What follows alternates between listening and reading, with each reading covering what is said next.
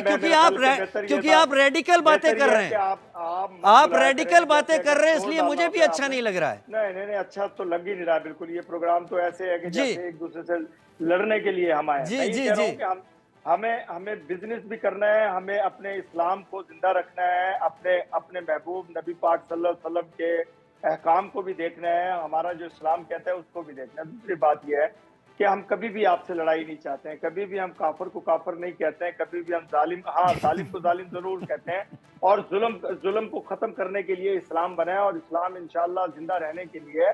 बाकी देखिएगा मज़ाहिब, इस्लाम क्यों बढ़ रहा है, इस्लाम मुसलमान क्यों बढ़ रहे हैं, इसलिए बढ़ रहे हैं। मैंने सवाल क्या पूछा था, आप जवाब क्या देख रहे हैं?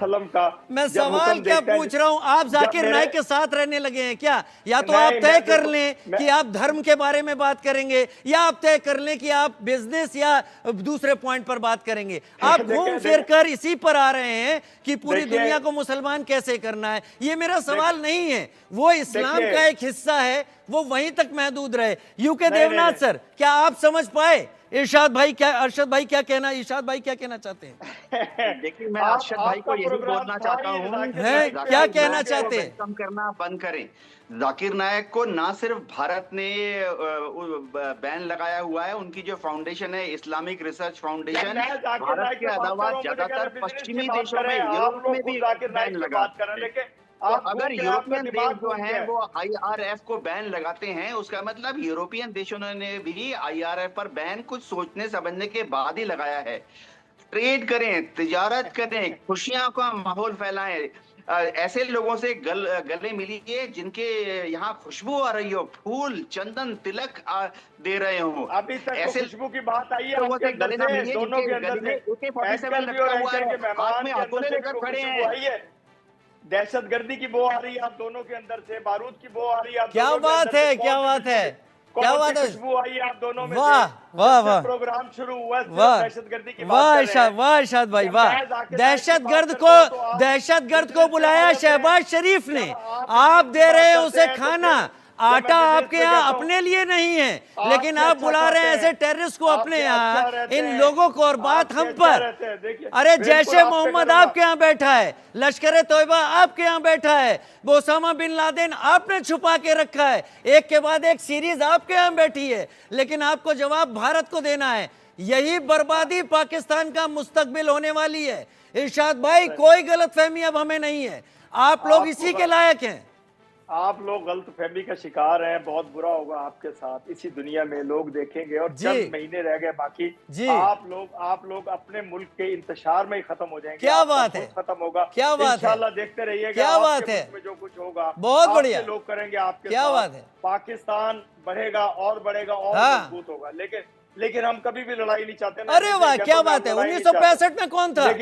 जुल्फिकार अली भुट्टो ने, एक मिनट, जुल्फिकार अली भुट्टो ने यूएन में क्या कहा था? Bleed India with 1000 cuts. एक प्राइम मिनिस्टर को ऐसी लैंग्वेज शोभा देती है? शर्म नहीं आनी चाहिए आपके पीएम को कि यूएन में जाकर ये बात कहता है आपका पीएम? शर्म तो आपको आनी। अरे आप लोगों ने तो बिना पढ़े, अरे सर ऐसा है, टेररिस्टों की फौज भारत में भेजकर अजमल कसाब को पालने वाले लोग भारत को प्रीच कर रहे हैं।